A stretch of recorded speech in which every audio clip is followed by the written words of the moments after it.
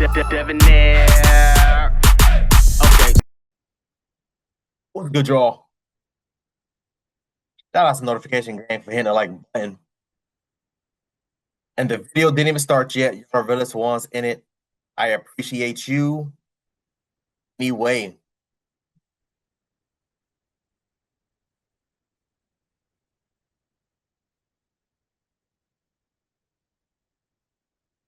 this Lindsay Clancy topic has been taking social media by storm, and rightfully so. Um, these quote unquote supporters that's stepping in trying to defend Lindsay Clancy. If I'm being brutally honest, y'all, it's such an uncomfortable thing to see and to hear these people running around here hollering about, first of all, defending her, number one, but running around hollering about, oh well, that could have been me. I could have been Lindsay Clancy while holding their 2 kids, 3 kids, 5 kids, whatever case may be, squeezing them, screaming, crying, and all these other things. And I said in my in the other video, second video, I guess I should say, regarding this topic, saying that it was extremely uncomfortable. It's weird as hell. And I hope and pray that CPS gets involved and takes those kids. I don't care. I do not care. Let's get into this video, y'all. I would rather not have you on tonight. I've got to say this. I would rather have a conversation with a doctor about SSRIs, about psychotic drugs, about the effect that it has. And yet the conversation online isn't about that. People are not talking about that. The crowds of women who are showing up at the courthouse aren't saying, Pfizer, we have a problem. They aren't saying we have a problem with SSRIs. They're saying this is about the way I feel as a woman, and I kind of understand why you might kill your kids. Or is this really what we're watching here?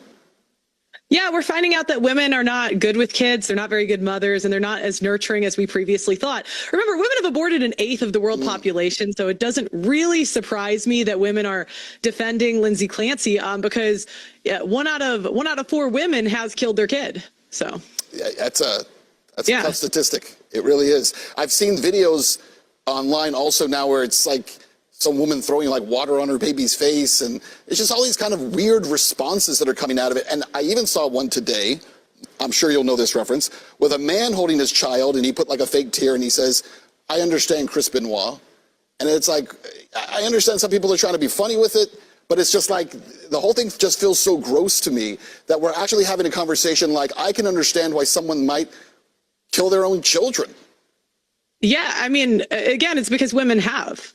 Women have aborted, 20 to 30% of the world population, a third of Gen Z. So how much of this do you think is a result of that? Like, is it the majority of it? Do you think that some of this is, hey, this has just become so much a part of our culture that it's the natural progression of it is to move beyond just, a child in the womb to now, a child at any point? Well, women are fighting to not have to reproduce with average men. So that's why women fight for abortion so hard, is because women, their biological imperative is to reproduce with the best genetics possible.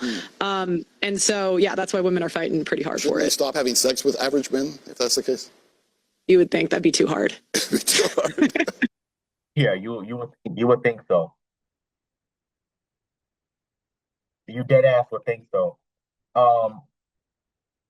As I said before, y'all, in the last video, I mentioned Chris Benoit too. That's crazy that he said that. But I also talked about Chad Doberman. Again, if y'all don't know who Chad Doberman is, Caucasian male, chased his 3 boys outside of his house on the front lawn and unalived them with a gun. All 3. Claiming he had mental problems, mental illness, or whatever the case may be. Same exact thing. I don't understand. And if you were to see those videos that he was talking about, where he said, oh, there was videos of women throwing water on his kids, right? I said the same damn thing. I was like, yo, why? I was watching the video. I was like, what the hell is happening? Why are you like, what are you trying to say here? This has to be traumatic for the child or children. Why do you think that this is okay? It's weird as it's not okay. It's weird as hell. But here we go, having time and time and time again, having to put up with this dumbass nonsense, y'all. It is crazy as hell. Crazy as hell. I need CPS to do their due diligence. I need the local police department to step in, because we know they all over social media. I need the local police department to step in and do something. when it comes to these women that's doing these things, because it's just weird as hell. Imagine women, ladies, imagine men running around supporting Chad Dowerman, talking about we are Chad Dowerman, holding their kids and all this, that, and third with a gun behind them or some dumbass nonsense like that. Y'all would be screaming at the top of y'all lungs. Oh well, this is the reason why men are crazy, and this is why we say we need to get away from men because men are this and men are that. But every single time when these type of situations happen, what happens? They move the goalpost. They try to be relatable. Oh well, I'm Lindsay Clancy too. Well, if that's honestly and truthfully the case, ma'am, you deserve to have your child and or children taken away from you. That's it. Point blank. Period. Let's keep going. Stop letting average men get you pregnant, and then you don't have to worry about that problem anymore. Yeah, well, a lot of women don't qualify because most women in America are overweight, a quarter of STDs, and then when you include SSRIs and mental illness, most women don't qualify for the top men in society. So. Well, and either way, right? Yeah. The top of any group is going to be a very small number of people. So, correct. Unless we're living in a polygamous culture where he's going to take on multiple women, probably not going to work out very well. Yeah, I mean, I've been saying for years that women are not nurturing and they're not good with kids. Women are the most likely ones to abuse children. They're the most likely ones to neglect children. Women have the option to drop babies off at fire stations and still choose. We're seeing case after case after case of women throwing their babies in dumpsters. So this is kind of the natural progression because we've had 50 years of all this propaganda saying that women are the nurturing gender without women having to do anything to prove that. When really, if you look at the statistics and who raises better kids, men are the nurturing gender. Men are better with children. I mean, the statistics don't lie. That is statistically true. And it's also statistically true that child abuse is higher among women than it is among men, despite the fact that most people would assume the opposite to be true. Yeah, and it's even worse because if you I didn't know that. Look at the child abuse statistics, the most likely male to abuse the kid is not the biological father, but it's a stepdad. Yeah. So like it's a male that the woman chose and brought into the kid's life. I'm doing a documentary on divorce and like I've heard horror. I know a guy that his ex-wife killed his kid out of neglect and she still got custody.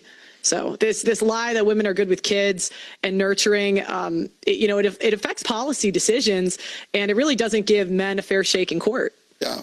What do you make of? No, of course not. And it's always been that way. I've said this before, y'all. This is, fellas, pay attention. This is the reason why I said you have to be very careful and selective with who you decide to get pregnant, fellas, because the laws, they are not on our side. These laws are meant to protect two people. Who are those two people? I've said this a million times already. Put in the comment section, who are the laws meant to protect? These laws are meant to protect two people. Why is it that if you get a woman pregnant, right, fellas, talking to a chick, whatever, get pregnant, y'all separate, go on your own ways. Why is it the laws automatically says that the children goes with the mother? The mother could be homeless. The mother could not have any means of transportation, don't even have a goddamn job, let alone an education. Meanwhile, you got a house. Meanwhile, you got a car. You educated. You got all these things. But the kids go to the mothers. You have to pay for the kids. Pay for the education, pay for the health insurance, all these things, health, dental, and eye. Damn, if I gotta pay for all this stuff, why don't they just live with me? What type of sense does that make? But these laws, these courts, these judges don't give a damn. These laws are meant to protect two people. Who are those two people, fellas? And it's so unfortunate because I'm sitting there thinking to myself, oh, okay, well, you would think that again, and like you said, to be fair, I didn't even know that all those stats regarding women being abusive. I didn't even know all that. So shout out to her because I didn't know that. But you would think that it would be at least at minimum 50-50 custody. You would think that at minimum you would be able to have a quote unquote, like she said, a fair shake, a fair chance in getting hell. Equal visitation, 50-50 visitation. Oh, I'm sorry, for visitation. Custody, my bad. You would think that would be the thing, but it doesn't work that way. Like I said, fellas, you got to prove, I've said this many times, you have to prove to the courts that this woman, first of all, is abusive, mentally, physically, emotionally, can't do this, can't do that, just to have a chance, a slight chance of getting 50-50 custody, let alone full custody. which is the reason why I go so hard on women that loses custody of a child or children, because I'm sitting there looking at them like, well, what the hell did you do? Because I already know these laws are back to support you 100%. So the fact that you as the woman, the mother, loses full custody of your child, something had to have happened. Something had to have transpired. Because those things do not happen in majority. But let's keep going. The fact that there's also kind of two narratives, right? One narrative, again, pushes towards this idea of understanding the postpartum part of it. And I understand postpartum depression is a very real thing. I'm not trying to downplay that it is, but I don't think it causes you to kill your children. I think a lot of women suffer from it, and almost none kill their children over it. The other narrative that's pretty strong online is this idea that, well, she couldn't possibly have done it. It was a husband. He's the one. He's having the affair. He's with somebody else. He went on a trip. And there may be some kind of weird stuff there. But even her defense team isn't making the argument that he did it. So why has the internet decided that this is their cause? Yeah, because it's them doing the typical dumbass nonsense. It's them moving the goalposts. It's them avoiding accountability. This is the type of thing that's been happening for a very, very long time. There was no way of me knowing that this would go this far right or left. I don't know. I didn't know that it would go in this direction when I first did this video over 3 years ago.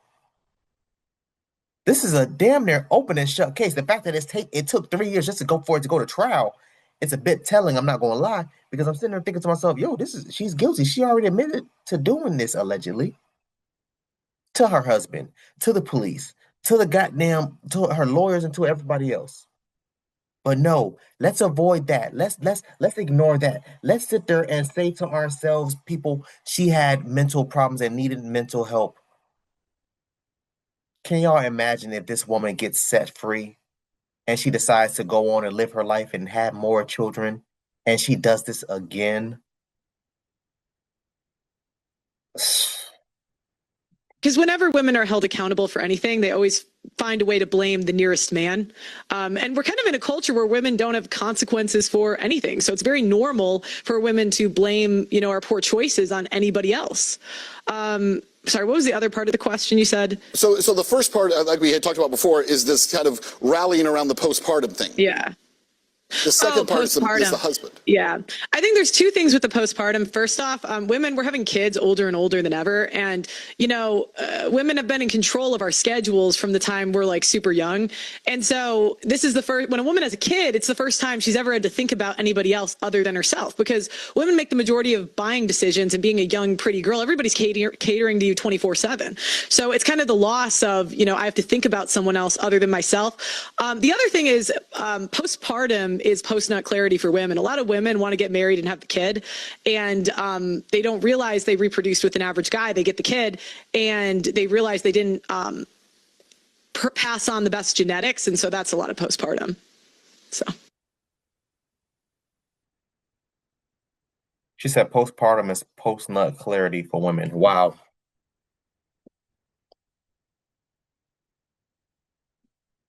Wow. I mean, wow. Okay. Okay. That's deep.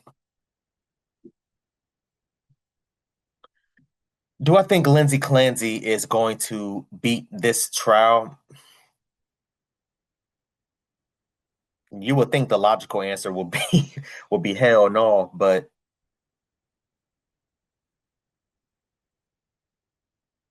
if you have people, a store owner, get away with murder after shooting a 14-year-old boy in the back, if he can escape murder, then so can she. I don't have a lot of faith. I've said this a million times before. I don't have a lot of faith in the justice system, y'all. I don't. I'm sorry. I wish I did. I wish that they could keep it fair across the board as far as people being guilty or people being innocent. But I've seen the justice system drop the ball time and time and time again. All I can say is don't be surprised if y'all see Lindsay Clancy at y'all local Walmart shopping. I want y'all to comment down below. Let me know what you thought about this video, man. Thanks for watching. And until next time, Please, man, I'll be safe for her.